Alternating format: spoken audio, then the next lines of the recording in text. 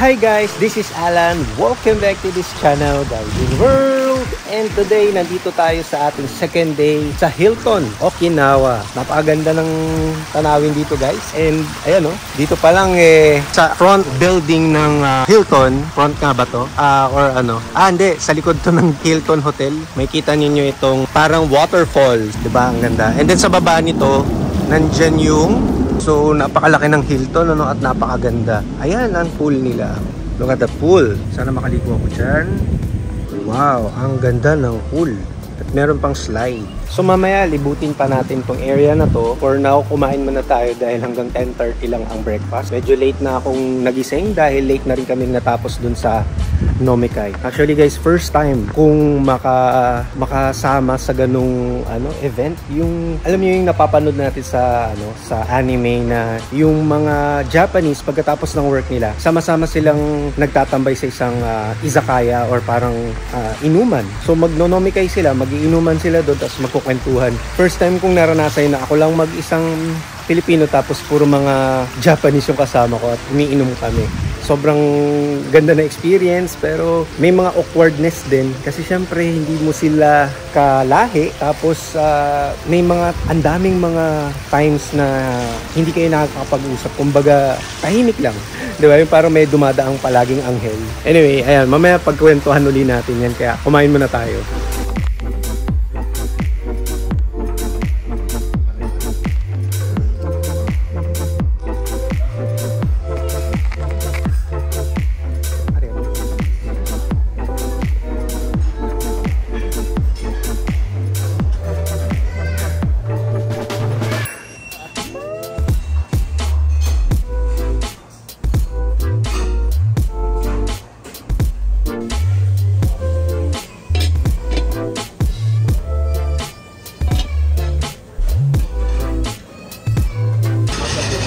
So ito ang ating breakfast for today. Kanilang mga Okinawa condiments. Ayan yung kanilang condiments dito sa Okinawa.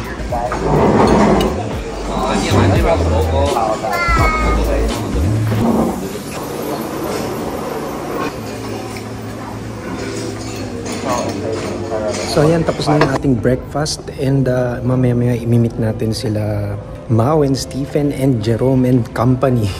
Ayan, so balik muna tayo sa ating room. Social-socialan tayo ngayon, Hindi tayo sanay sa ganito. Pero sige, enjoy natin. So ito yung kanilang lobby. So balik muna tayo sa ating room. Up.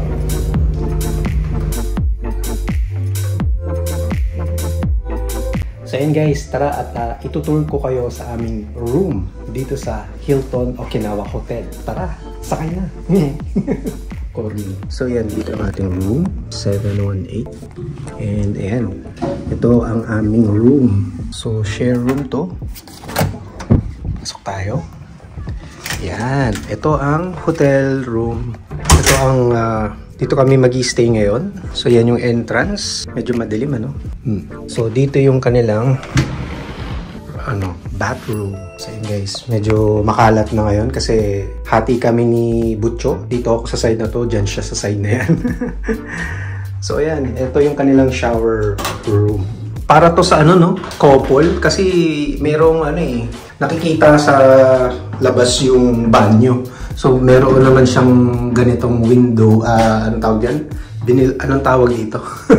So pwede mo naman takpan. So ito yung kanilang shower room at yung bathtub. Meron silang shower gel, shampoo, conditioner. And kanina nag-try akong namaligo dito, napakainit ng tubig. Naka 38 degrees agad. So yan ang kanilang shower room. And dito naman yung kanilang, ayan, separate yung toilet as usual. At syempre pinakagusto ko dyan ay yan, meron pang oshiri or yung pangpuwet na binuksan ko pa talaga. O diba, ang ganda? Ang ganda ng hotel na to. Pero kung ako gagastos nito by my own money, I don't think I can afford it. Or talagang mga ilang sweldo muna ang aking iipunin bago ko ma-afford to. Buti na lang at company sponsored siya. So ito naman yung yung kanilang cabinet na merong vault. So, yun naman namin ginamit. And meron din silang para doon sa mga damit na kailangang i-hanger.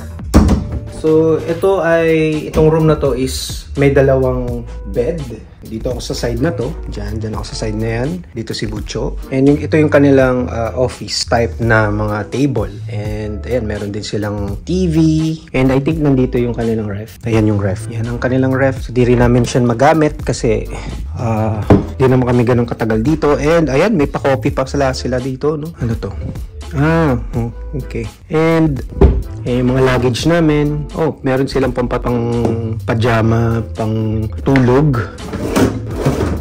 And itong magandang part dito, guys. So, ganyan ang itsura niya, no? Saan natin yung ilaw? May ilaw. Air condition footlight, headboard, ceiling light, pwede mo pantaasan, stand entry, kung ano na lang pinagpipindot ko, master. Ito yung pinakamaganda dito, guys. Wow, ang ganda naman ito. Coral ba yan? Pinakamaganda ditong view is dito sa labas. Ayan. So, pag lumabas tayo dito sa balcony, makikita natin yung seaside ng Hilton. Napakaganda. At ang dami nang naliligo. Wow. Actually, para mga foreigners din yung mga usually na nakikita ko dito, no? Ang ganda ng view dito sa likod ng Hilton. Tsaka tabi-tabi naman yung mga buildings dito, kaya kung hindi man sa Hilton, at least madadaanan nyo yung area na yan, no? May iba pa mga hotels dyan. Ayan. So meron pala silang dalawang pool. Meron pang isa doon na medyo dark. Then dito naman pang family siguro tong ano na to, swimming pool. Ayan. So nandito tayo ngayon sa Hilton Hotel sa Okinawa. Ayan, napakaganda ng mga buildings dito, para kang nasa Venice, Italy, or sa Las Vegas. Yan yung makikita mo sa labas. Ayan, ipapakita ko sa inyo maya-maya. So, ang gagawin natin, ipapakita ko sa inyo yung experience ko dito sa Hilton Hotel sa Okinawa. Kaya samahan niyo ako, guys, and enjoy the scenery. So, lilibutin natin itong Hilton Hotel.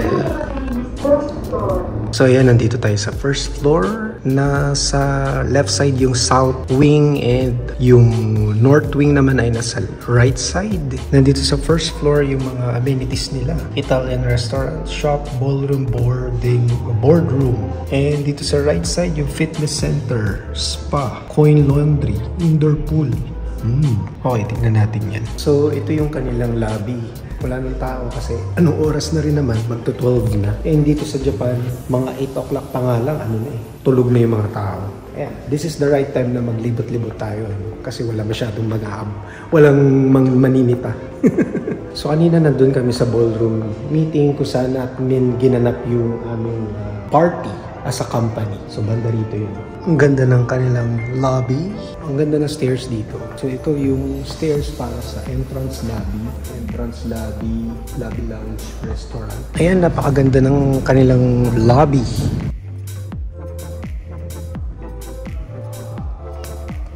Ayan yung kanilang history nitong hotel na ito. Tingnan ninyo, guys.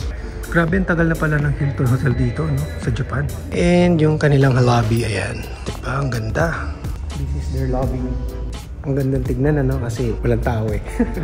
Sinamantala na habang walang tao. So meron silang exchange rate dito. Tingnan nga natin kung magkano ang kanilang palitan. Yung kanilang US dollars, 140 yen. So yung mga gusto magpapalit dito sa hotel, meron silang money exchange machine. So yun, guys, nandito naman tayo sa location nila dito sa Hilton. And napakamahal ng kanilang mga amenities pagdating sa spa. Tingnan nyo yung body treatment nila. Umaabot ng 2 lapad.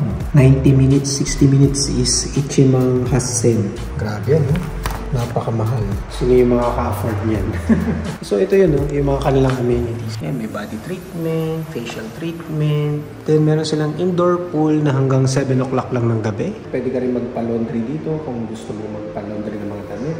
Tignan natin kasi 3 days pa kami dito. So baka kailangan namin kung magpa-laundry. And meron silang fitness center at yung mga guest room. Check natin. So yan ang kanilang laundry room. Tingnan nga natin kung makapasok tayo nito. Makakapasok na tayo. Ayan ang kanilang fitness room. Ayan, nakapasok na tayo, guys. Kanilang fitness room. That's nice. Kahit ganitong oras, pwede ka palang pumasok dito. Ang galing. Ayan. It's already 12 midnight. And ngayon ko palang ginagawa tong vlog na to para hindi ako masita. Wow, look at that. Walang katao-tao. Ako lang. And kasi nga, alas 12 na. So ito yung parang entrance nila dito sa pinakababa ng hotel. So ang maganda dito sa Hilton Okinawa Chatan Resort. Ayan, ito yun oh. Ayan. So paglabas ninyo, makikita ninyo merong malapit na Lawson dito. Ayun lang. Nagustuhan nyo ba yung video na to? Kung nakatulong sa inyo, please like this video at mag-comment na din kayo at i-share nyo na rin to sa mga babiyahe dito sa Japan. Like, share, and subscribe kung hindi ka pa nakasubscribe. Mag-subscribe ka na at hit nyo yung notification bell para lagi kang updated sa aming mga susunod pang i-upload ng mga videos. Thank you so much again for watching. Abangan nyo yung mga susunod ko pang i-upload ng mga videos dahil matagal-tagal pa tayo dito sa Okinawa. We will see you on our next video. At huwag niyong kalimutan i-check yung mga playlist, yung mga videos na lalabas din dito sa screen. Ayan na. Bye!